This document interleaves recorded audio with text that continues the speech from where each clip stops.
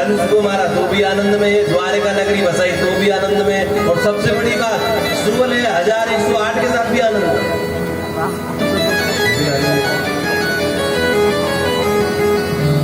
तब तो जीवन में थोड़ा दिक्कत आनी चाहिए थी, लेकिन तब भी आनंद है। और इसके बावजूद जब सारा परिवार उनका उनके सामने नष्ट हो गया तब भी आनंद। क्यों? क्योंकि किसी भी चीज से उन्होंने मोह को, अपने मोह को नहीं। ये मोह ही है जो हमें सुख और दुख में भेद कर देता है, और कुछ नहीं है। सुख दुख होता नहीं है कुछ भी।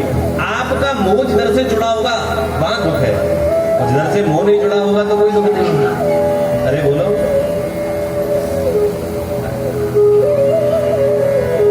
समझ में आएगी नहीं मैंने जो बात बोली?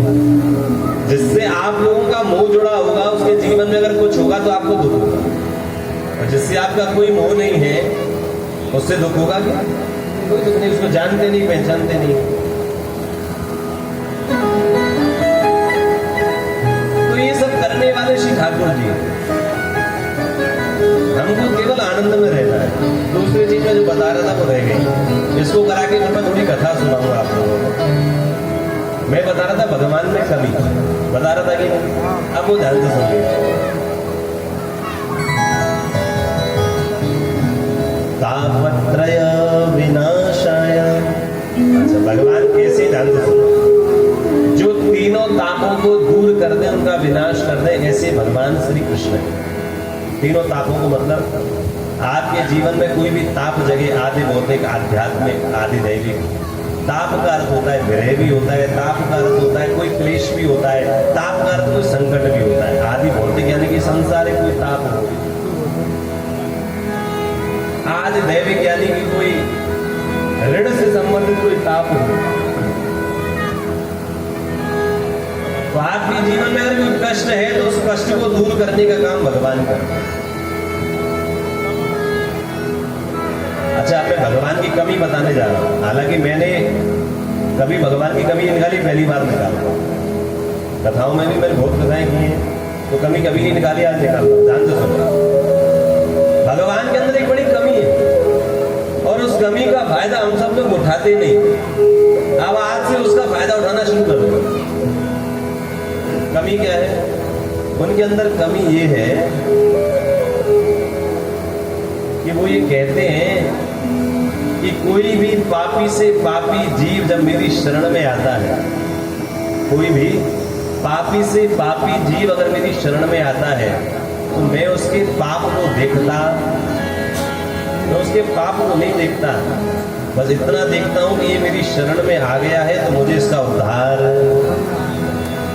ये उनके अंदर कमी है कि वो किसी भी व्यक्ति के पाप को देखते।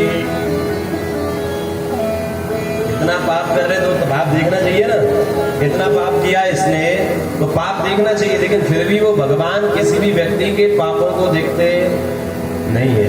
वो केवल और केवल एक ही चीज करना जानते हैं, और वो है कृपा। क्या है? भगवान की सबसे बड़ी कमी है कि पापी से पापी जीव भी अगर आ जाए तो कृपा करे बिना नहीं रहे, उनके ऊपर भी उनको कृपा करनी है। तो क्या हमें इस कमी का फायदा उठाना चाहिए कि नहीं? हमने भी बहुत सारे पाप कर्म किए हैं, अभी तक उनका नाम श्रवण नहीं किया, अब तक उनके लिए कुछ नहीं किया, लेकिन आप कह रहे हो कि अंदर कमी है कि एक बार उनकी शरण ग्रहण कर लेते तो कृपा कर देते। चलो क्यों ना शरण में चले, कृपा हो जाएगी। हाँ कि ना? अरे बोलो, सर्वधर्मान परित्यज। अर्जुन से ही तो कह रहे भगवान, और क्या कह रहे हैं? अर्जुन से यही कह रहे थे भगवान। ये जो श्लोक है भगवान की कृपा को दर्शा रहा है। सर्वधर्मान परित्यज मामेकं शरणं व्रज अहम त्वाम सर्व पापेभ्यो मोक्षयिष्यामि मा शुचः। अर्जुन से कह रहे अर्जुन तू चिंता मत कर, एक काम कर, सब चीजों को छोड़ करके तू मेरी शरणागति स्वीकार कर ले। अहम त्वाम सर्व पापेभ्यो, मैं तेरे समस्त पापों को नष्ट कर। लेकिन पापों को नष्ट कब करूंगा? मामेकम शरणम व्रज, पहले मेरी शरण ग्रहण करेगा। यानी कि अगर अभी भी आपके जीवन में आपको ऐसा लग रहा है कि प्रभु की कृपा मिलेगी कि नहीं मिलेगी, हमने इतने सारे पाप कर्म किए, श्री ठाकुर जी हमको मिलेंगे कि नहीं मिलेंगे, तो ऐसा सोचना नहीं। क्योंकि वो कह रहे हैं कि जो मेरी शरण में आ जाता है उसके ऊपर मुझे कृपा करनी ही करनी है। तो ये कृपा करने की जो भगवान की आदत है ना, ये बड़ी उनकी कमी है कि वो कृपा करे बिना रह नहीं पाते। वो कृपा करे बिना नहीं रह पाते, उनको कृपा करनी पड़ेगी, लेकिन कंडीशन ओनली वन, आपको उनकी शरण में है। एक बार जो उनकी शरण में पहुंच जाता है उसके ऊपर वो कृपा किए बिना रह सकते। कृपा करें। जैसे बारिश में अगर कोई बिना छाता के चले जाए तो बारिश उसको भिगाएगी ही भिगाएगी। वो चाहे कितना भी प्रयास कर ले, बूंदें तो उस पर गिरेंगी ही गिरेंगी अगर छाता नहीं है। एक उसी प्रकार भगवत चरणारविंद में जो चला गया, भगवान की शरण में जो चला गया, भगवान उसके ऊपर कृपा करेंगे ही करेंगे। ऐसे भगवान श्री कृष्ण। तो आप सोच के देखिए, जब वो इतने कृपालु हैं, इतने दयालु हैं, तो उसके बावजूद भी अगर हम उनकी शरण ग्रहण नहीं करें तो हमको क्या कहेंगे लोग? जान पहचानने के बाद भी, समझने के बाद भी अगर उस काम को नहीं करें तो मूर्ख ही हैं हम लोग। तो अपने आप को मूर्ख कहोगे, हम मूर्ख हैं, अभी भी उनकी शरण में नहीं जा रहे। और शरण में जाने का अर्थ इतना नहीं है, आजकल शरण में जाने का अर्थ थोड़ी है कि आप लोग चंदा टीका लगा के और बढ़िया साथ में साधु बाबा बन जाओ। ये नहीं, केवल अपने विश्वास को श्री ठाकुर जी के चरणों में ग्रहण करो, अपनी सारी जिम्मेदारियां उनके चरणों में सौंप दो। अपनी सारी जिम्मेदारी, आपके जीवन में कोई जिम्मेदारी बच रही हो ना कि हमारे जीवन में जिम्मेदारी है, काम करना है, वो उनके चरणों में सौंप दो श्री ठाकुर जी। हमारा विश्वास आप पर है, आप जानो, आप कृपा करने वाले, हम आपके चरणों में हैं, आप अब आप करो। फिर आपको चिंता करने की जरूरत नहीं, रोज भजन पूजन पाठ करो अपने आनंद में, फिर देखना हम क्या करें।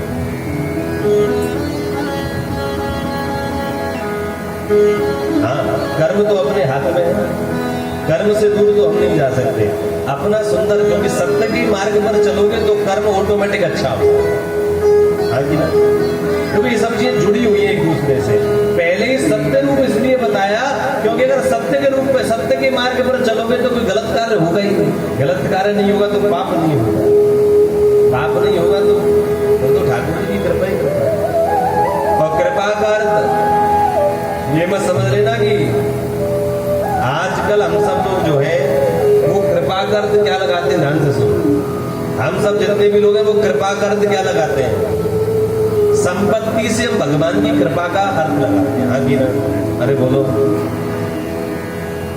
किसी संपत्ति वाले व्यक्ति से पूछो कैसे हो, प्रभु कृपा है महाराज। और जिसका काम धंधा नहीं चल रहा होता उससे पूछो कैसे हो, पता नहीं क्या कर रहे हैं काम, महाराज जी देखो जरा कुछ काम। अरे भगवान की कृपा को जो व्यक्ति संपत्ति से लगाता है वो महामूर्ख है।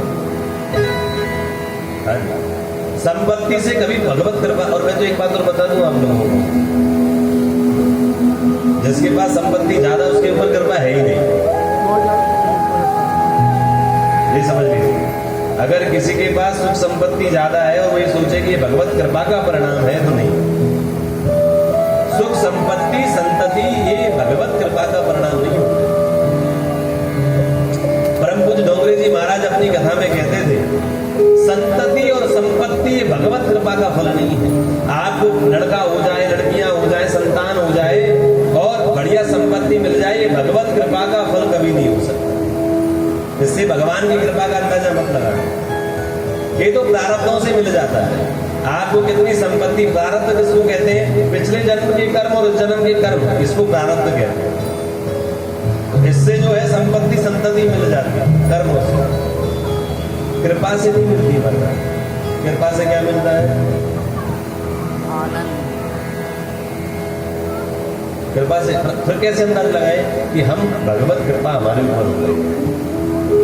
अगर संसार के विषयों से थोड़ा सा मन दूर हो रहा और आपका मन संसार को छोड़ करके थोड़ा भगवत चरणारविंद में जाए, उसी दिन समझ लेना कि भगवान ने कृपा करी। जिस दिन आपको ऐसा लगे कि अब संसार में मन कम रम रहा है, अब थोड़ा भगवत चरणारविंद में जाने की इच्छा है, अभी घर वाले मुझे अच्छे नहीं लग रहे, ये संसार मुझे अच्छा नहीं लगता, तब समझना कि भगवान की कृपा आप शुरू हुई है आज। संपत्ति से भगवत कृपा नहीं होती। और इवन भगवान पंचम स्कंद में कहते हैं, भागवत में क्या बोलते हैं? बोले मैं जिसके ऊपर कृपा करता हूं उसका सारा धन पहले छीन लेता हूं। वो तो ये कहते हैं जिसके ऊपर मैं कृपा करता हूं उसको धन देता नहीं हूं, उसका धन छीन लेता हूं, तभी कृपा करूंगा। क्योंकि माया और भगवान एक साथ नहीं रह सकते, दोनों में विरोधाभास है, और वो प्रगटाई हुई भी उन्हीं की है। ऐसे भगवान श्री कृष्ण समय रहते ही थोड़ा बहुत भगवत भजन, थोड़ा बहुत अध्यात्म की ओर, धर्म की ओर हमको उन्मुख होना चाहिए। समय रहते, समय रहने का अर्थ ये जो, और एक बात बता दूं, समय रहने का अर्थ ये नहीं है कि हम कब करें, अब करेंगे। समय रहने का अर्थ मैं किस चीज को बोल रहा हूं, जब बालक माता के गर्भ में हो, वही समय है बच्चे के अंदर संस्कारों को प्रवेश कराना।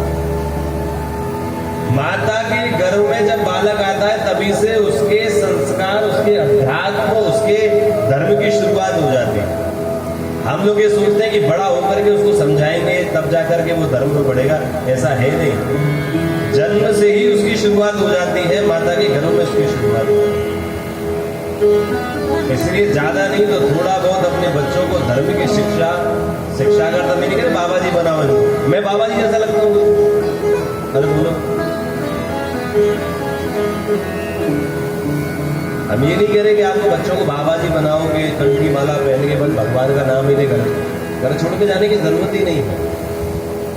एक बार हम ऐसे गीता जी के प्रवचन कर रहे थे, गीता जी के ऊपर, तो एक व्यक्ति हमारे ऊपर आकर बोला, महाराज ज्यादा गीता का ज्ञान दोगे तो हमारे बच्चे बैरागी हो जाएंगे, घर छोड़ करके चले जाएंगे, इतना ज्ञान मत दीजिए इनको।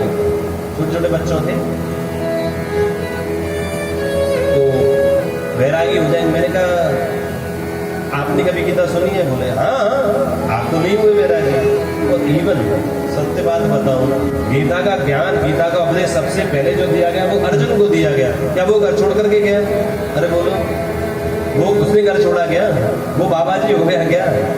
जब भगवान श्री कृष्ण जिसको साक्षात सुना रहे हैं वो घर छोड़ करके नहीं गया तो ये कैसे चले जाएंगे? ये तो जाएंगे नहीं कभी। कहने का अर्थ केवल धर्म में इतना है कि अपने धर्म के प्रति थोड़ा सा प्रशस्त हो, अपने भगवान का थोड़ा बहुत भजन करें, अपने धर्म के जो थोड़ा वेश परिवेश है उसको धारण करें। अब हम थोड़ी आपको कथा में लेके चल रहे हैं। महात्मा सुनाए भागवत जी का महात्मा क्या है। पहले भागवत जी की बता दूं आपको, भागवत